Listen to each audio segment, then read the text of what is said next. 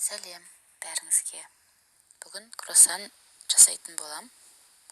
Оған керек заттардың барлығын видеоның астында жазып кеттім. Қанша грамм, қандай не қосу керек екен.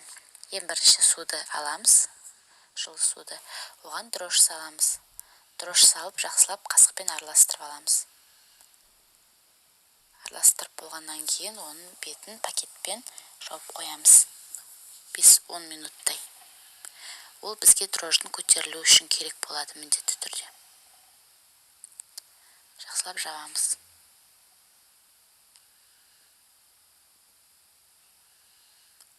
Он минуттан кейін қалған қоспаларын саламыз.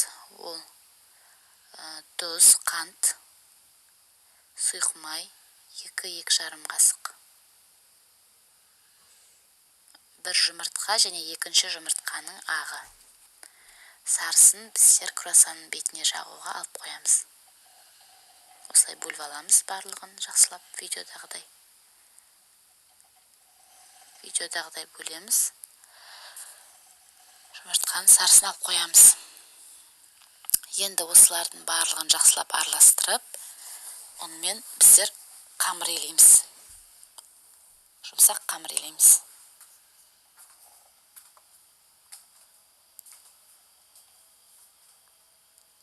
Осылай қамырды илеп, бетін пакетпен жауып, тағы да 30-35 минутқа қоямыз жылы жерге.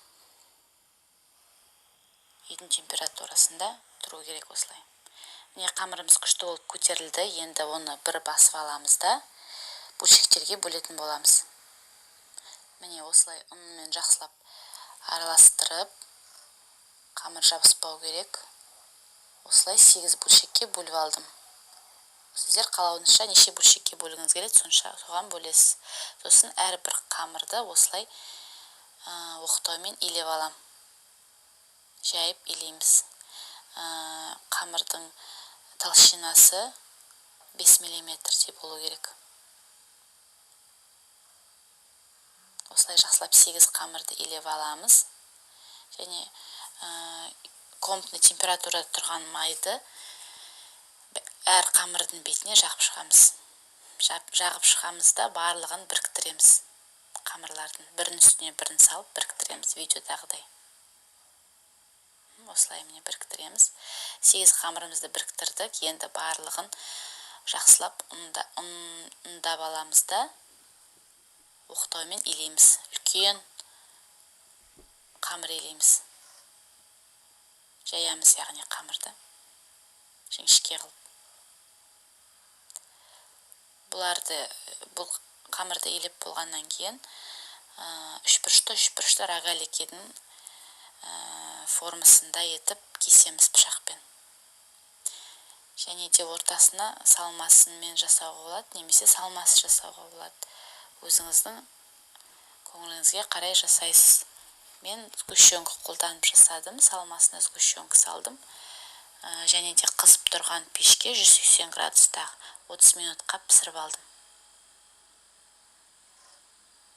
Круассан өте жұмсақ, үлпілдек болып піседі.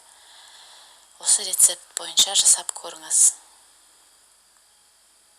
Міне осылай мен сгущенкаларды салдым.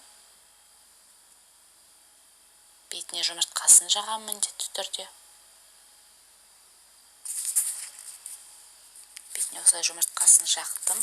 Формаға салып 5-10 минуттай көтеруге қоямыз. Және де көтерілген соң осылай пісіріп аламыз. Астарыңыз дәмді болсын.